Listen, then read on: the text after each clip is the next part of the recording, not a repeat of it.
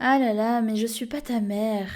Les filles, si vous avez déjà prononcé cette phrase, je vous le dis tout de suite, vous êtes actuellement au bon endroit.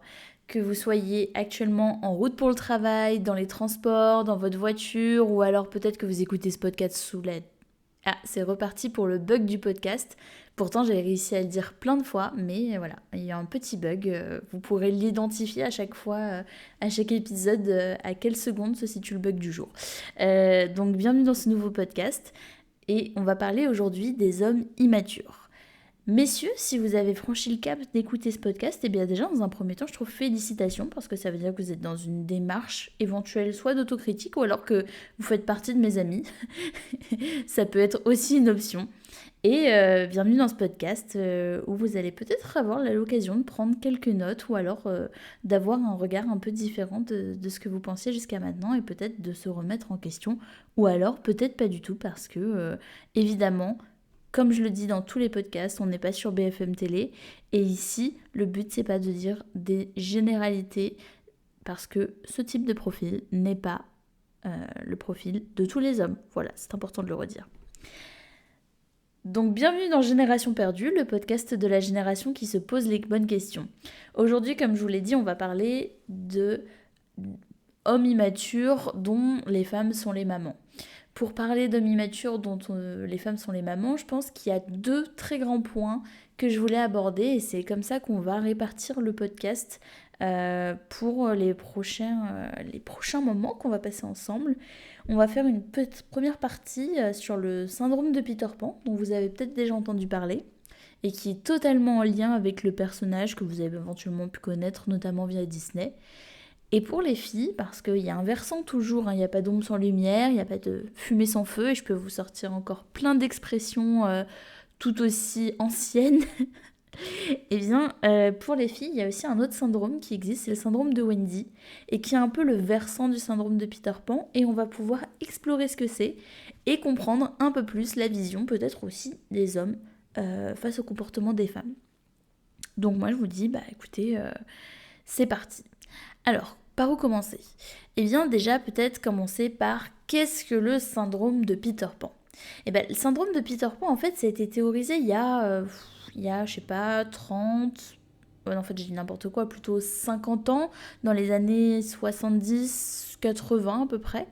Et en fait, c'est un syndrome qui décrit, on va dire, une peur assez profonde, mais souvent quand même, cette peur, elle est inconsciente hein, pour les personnes que ça concerne, de grandir et surtout d'assumer pleinement les responsabilités, mais de la vie adulte. Comme tout simplement Peter Pan, le personnage que vous avez pu connaître, comme je l'ai dit avant, dans le film Disney. Le but un peu de Peter Pan, si vous n'avez pas vu le film, c'est que on est sur une sorte d'enfant, peut-être un mi-chemin entre l'enfance et l'adolescence. Et Peter Pan, en fait, il s'est réfugié au pays imaginaire où on ne vieillit pas, avec d'autres enfants, tous des garçons, qui ne vieillissent pas. Et un jour, ils, entre guillemets, alors pas ils kidnappent, mais ils vont chercher Wendy pour rejoindre ce pays imaginaire, là où de base ils voulaient emmener ses petits frères à Wendy. Bah, Wendy vient avec eux. Sauf que, voilà, Wendy, c'est une fille et elle se comporte différemment. Et on voit que Peter Pan, tout au long du film, ne veut pas grandir, ne veut pas assumer les responsabilités.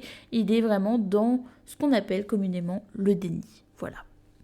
Donc, pour revenir au syndrome de Peter Pan, ça a été théorisé par Dan Kiley. C'est donc un psychologue américain. Et en fait, ses recherches à l'époque, elles se concentraient vraiment sur les hommes et en fait, ça a quand même alimenté des critiques à l'époque hein, dans le milieu scientifique, parce que aujourd'hui on le sait, mais ce syndrome il ne touche pas que les hommes, il touche également les femmes, mais par contre il touche les femmes dans une moindre mesure. C'est-à-dire que c'est quand même les hommes qui sont principalement atteints du syndrome de Peter Pan, sur toute une population de personnes atteintes du syndrome de Peter Pan, c'est essentiellement des hommes qui vont y être touchés. Voilà. Et donc là, vous me dites, mais alors Sandra, ok, tu me dis, le syndrome de Peter Pan, c'est le fait de ne pas vouloir grandir, mais comment on identifie ça, sachant que c'est pas, c'est juste un syndrome, mais c'est pas non plus une pathologie. Voilà. Mais c'est quoi les signes du syndrome de Peter Pan? Et ben en fait, il y en a plusieurs. Ça, on peut les retrouver souvent en cumul, mais on peut les retrouver différemment. Il y en a un par exemple, c'est le narcissisme. Souvent en fait, les personnes qui sont atteintes du syndrome de Peter Pan, elles vont avoir une préoccupation vraiment très importante pour leur apparence physique. On va aller sur du sport à l'extrême, enfin voilà, on va être vraiment dans un narcissisme total de sa personne, beaucoup d'entretien de soi, mais poussé à son paroxysme. Ça peut être aussi de l'ingérence émotionnelle, où on a un peu du mal à exprimer ses émotions, à les identifier, à les exprimer. Ça peut être aussi de la procrastination. Je vous disais tout à l'heure, par exemple, un homme qui a du mal à gérer ses machines à laver, qui se retrouve sans fringues, typiquement, c'est parce qu'il aura laissé ses affaires jusqu'à ce qu'il n'en ait plus. Voilà, ça fait partie de cette procrastination-là. On peut aussi retrouver dans les facteurs, dans les signes plutôt, des difficultés de sociabilisation. Alors ça, comment ça s'identifie? Ça peut être par exemple avec des personnes qui ont beaucoup d'amitié superficielle. Au lieu d'avoir des vrais amis avec éventuellement de la profondeur, ils vont avoir que des amis type pote de beuverie. Vous savez, un peu l'ami de tout le monde qui est l'ami de personne. Donc ça, on peut le retrouver aussi. Ils ont également des raisonnements irrationnels, c'est-à-dire que c'est pas de ma faute, c'est-à-dire qu'en fait ils se dédouanent de toute responsabilité, donc c'est pas de ma faute, il y a eu ci, il y a eu ça, oui mais bon, à un moment tout est contre moi, voilà, l'idée c'est d'accuser un peu tout ce qu'on peut accuser pour se dédouaner soi-même et fuir, comme je le disais plus tôt, les responsabilités, c'est vraiment un des facteurs les plus marquants du syndrome de Peter Pan. On peut aussi parmi les signes retrouver éventuellement des relations compliquées avec les parents.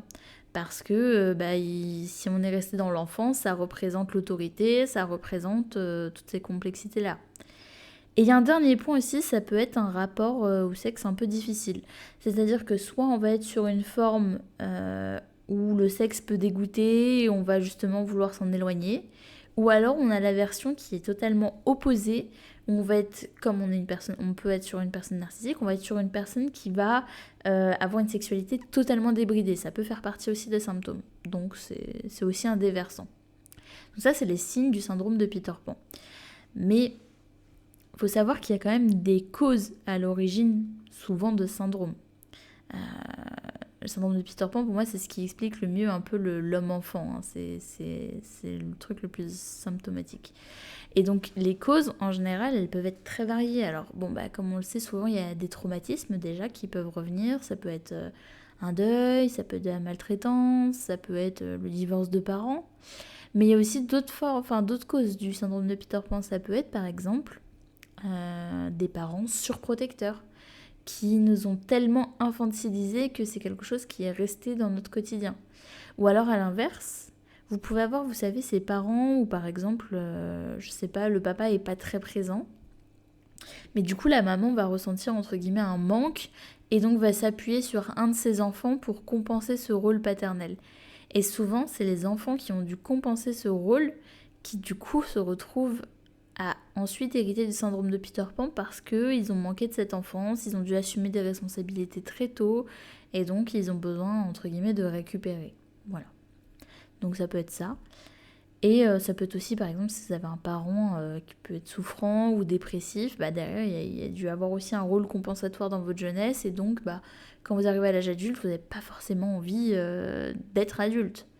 Voilà, donc le syndrome de Peter Pan, c'est pas simplement un attachement nostalgique à l'enfance, mais c'est vraiment une peur qui est très très profonde sur des sujets qui sont liés à l'état adulte. Comme par exemple aussi assumer des choix difficiles. Renoncer aussi à des illusions, ou même devenir autonome, que ce soit sur le plan affectif, matériel. Oui, ça je le disais plus tôt, mais dans les symptômes, entre guillemets, et les signes du syndrome de Peter Pan, il y a aussi la difficulté à établir des relations personnelles, des relations sentimentales avec quelqu'un. Généralement, c'est des relations opportunistes avec des personnes qui sont disponibles, mais c'est pas des relations profondes qu'on veut tisser, on fuit vraiment l'attachement. Donc c'est pour ça que les personnes qui sont atteintes de ce symptôme-là, elles ont des comportements qui peuvent être liés à la procrastination, à la dépendance, à de l'évitement. En fait, c'est des mécanismes qui sont inconscients chez eux, ils s'en rendent pas forcément compte, mais leur objectif, ça va être de préserver la réalité qui peuvent percevoir un peu comme anxiogène ou menaçante. Ils se mettent dans une sorte de bulle et de cocon de protection grâce à ces symptômes-là, entre guillemets, d'évitement et de dépendance aussi à d'autres personnes.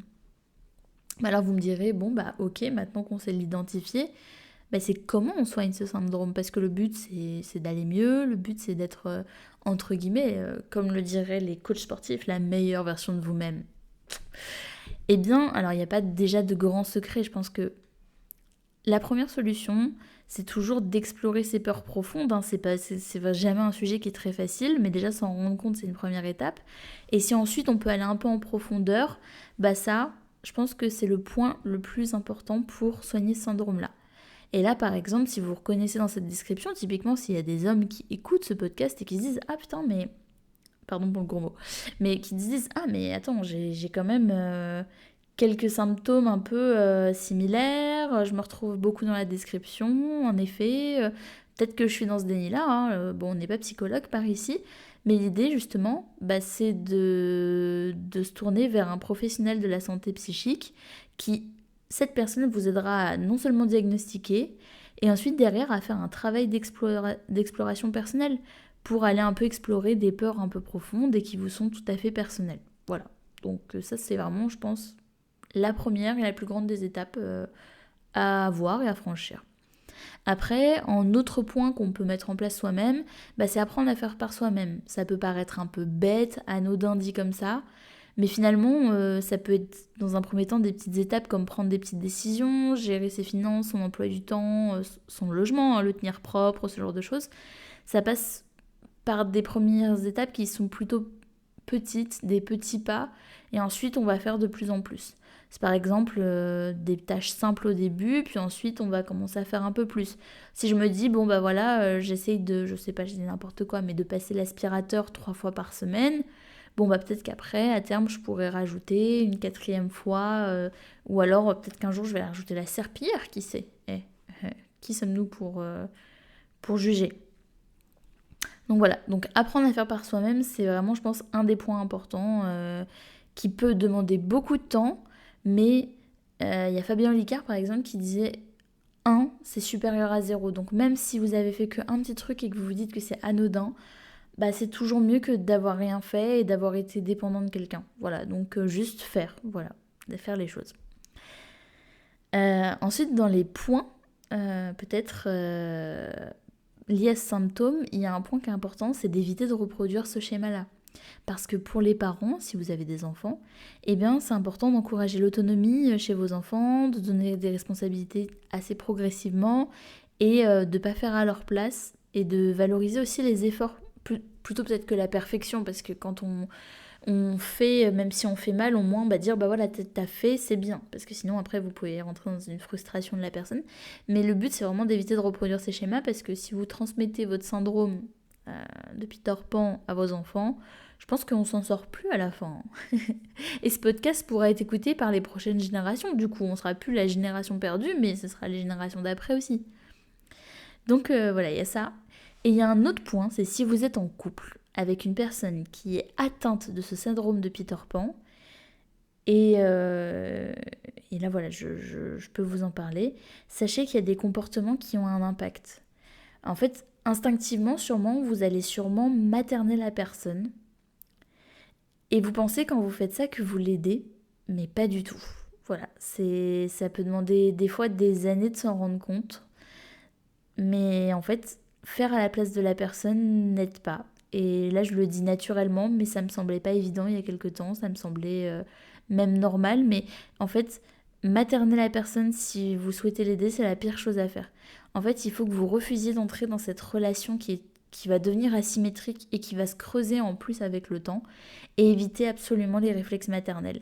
À la limite, ça va peut-être être une délégation progressive, peut-être montrer, peut-être accompagner, mais jamais faire à la place, parce que sinon ça va s'instaurer au fil du temps et vous allez prendre l'habitude, et à la fin vous allez avoir une charge mentale et l'autre personne en face elle va avoir une forme de dépendance, et c'est bon pour personne en fait. Vous aidez personne, et au contraire même presque vous enfoncez la personne, voilà, parce que comme j'ai dit, on n'est pas là pour enfoncer des personnes, donc c'est pas 100% la faute des hommes évidemment, mais dans cette relation de couple, il y a des hommes qui étaient plus dépendants avant, et voilà, qui se sont fait pas mal materner, ils sont sortis de cette histoire, mais avec une dépendance et un niveau d'infantilisation, mais élevé quoi, alors qu'ils avaient une vie avant, ils ont déjà vécu seuls, ils savaient faire les choses fut un temps par eux-mêmes, et ils ont appris, ils ont perdu, enfin ils ont désappris à faire les choses finalement. Vous vous rendez compte? Et là, d'ailleurs, ma transition, elle est un peu toute trouvée parce que ce phénomène de maternisation, je sais pas si ça se dit ce que je viens de dire, mais c'est pas grave, on va dire maternisation, c'est le versant du syndrome de Peter Pan, c'est ce qu'on appelle le syndrome de Wendy. Alors le syndrome de Wendy, qu'est-ce que c'est? C'est aussi le syndrome un peu de la femme sauveuse, de la femme maternelle.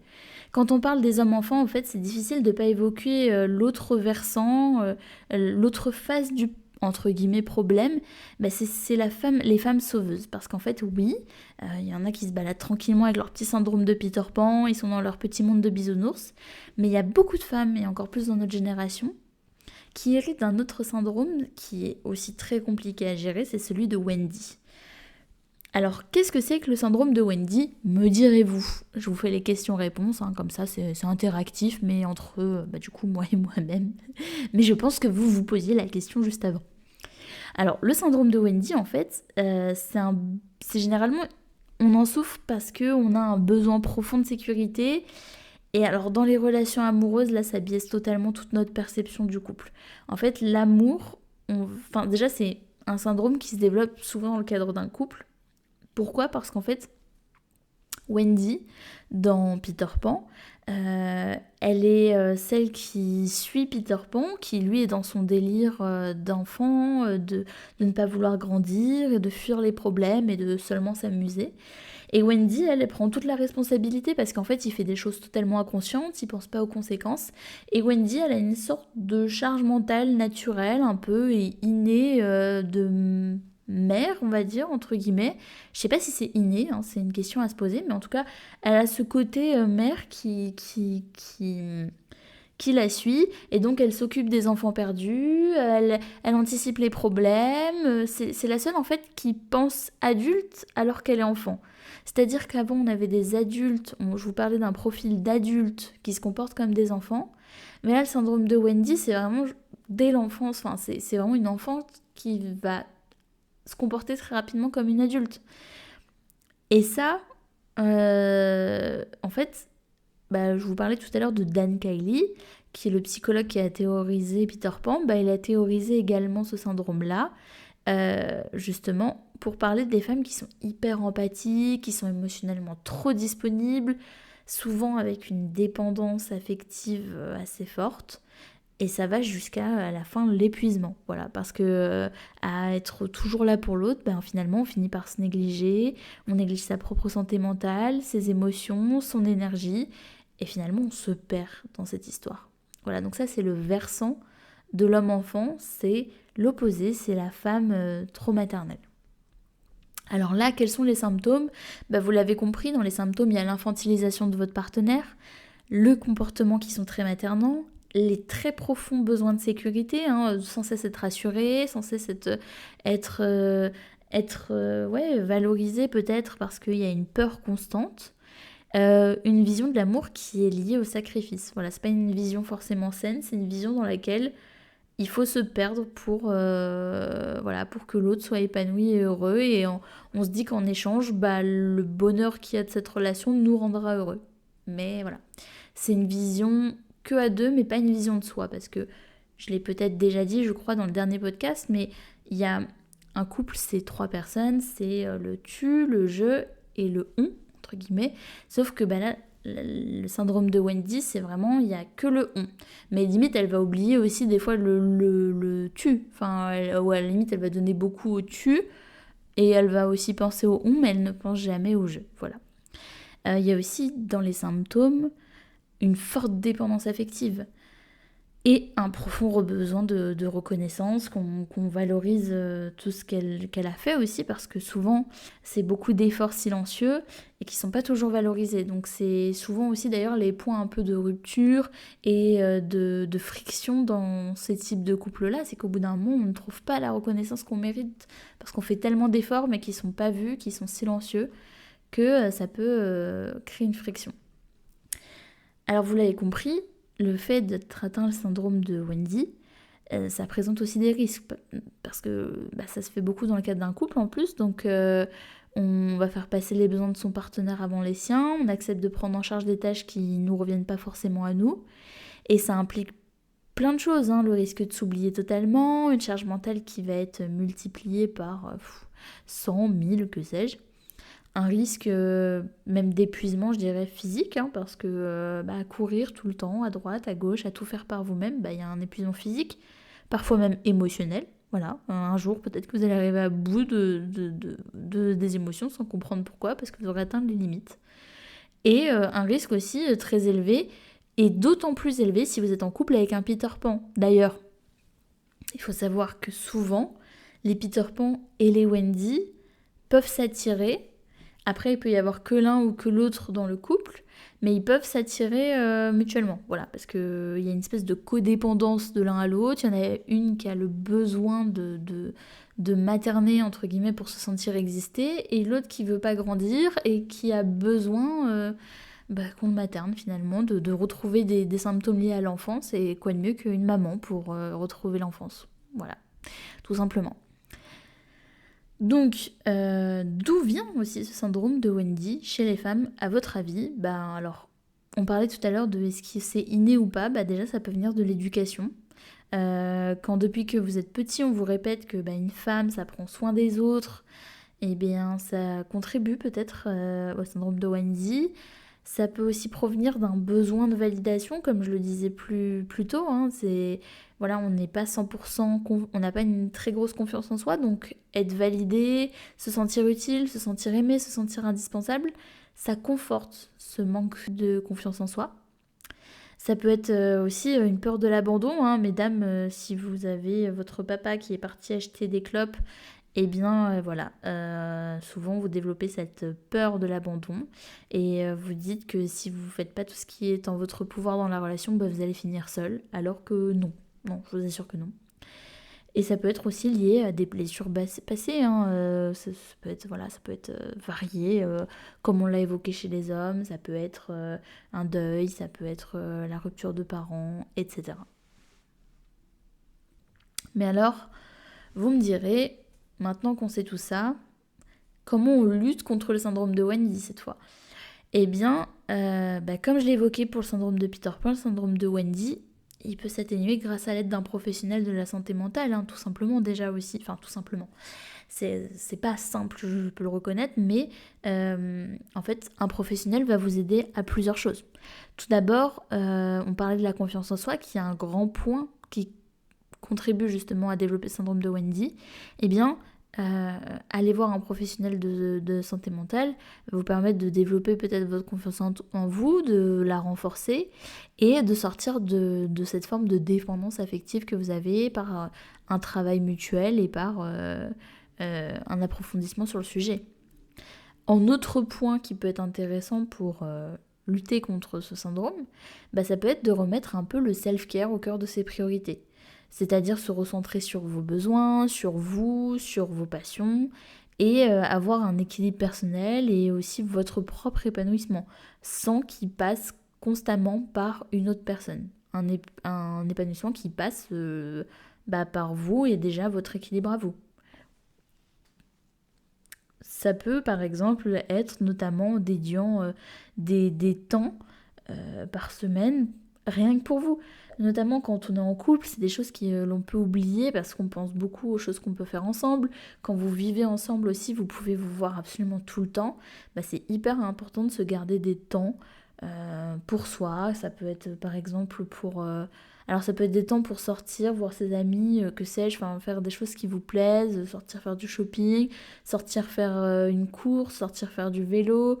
Même si vous voulez pas sortir, ça peut être chez vous, vous faire un petit espace un peu cocooning.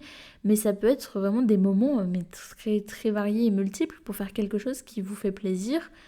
Et ça peut être entre vous et vous-même, ou ça peut être avec quelqu'un, lire un livre, faire de la méditation, je sais pas, quelque chose en tout cas qui vous permet de déconnecter, qui est un vrai temps pour vous de pause et de bien-être. Voilà.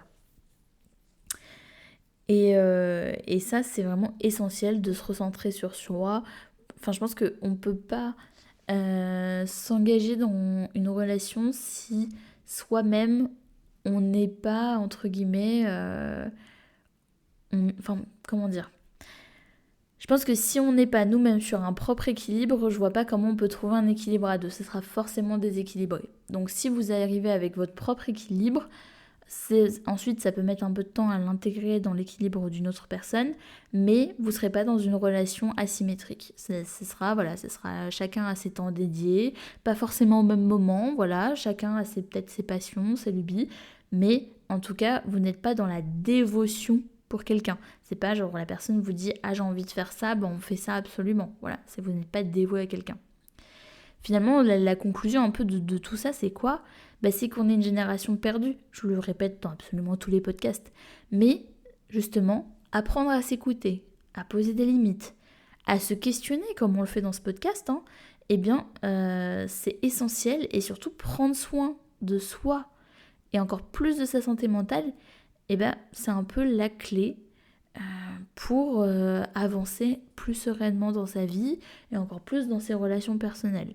C'est-à-dire qu'il faut conserver son équilibre et ne pas chercher à développer un équilibre que à travers quelqu'un.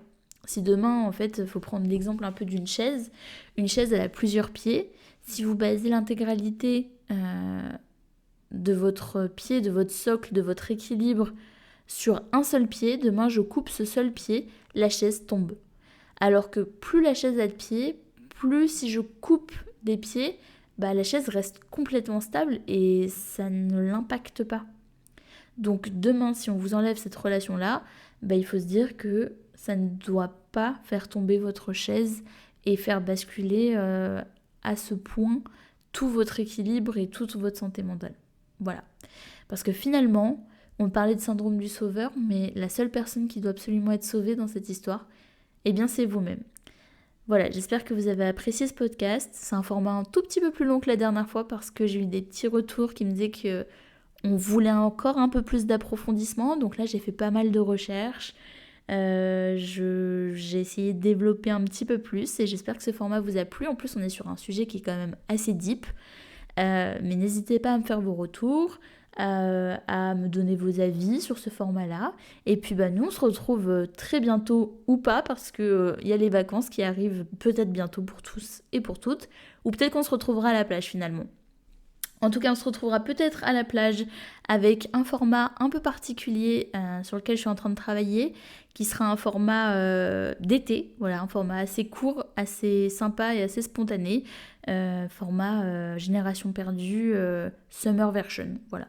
Je vous en dis pas plus, comme ça vous aurez la surprise.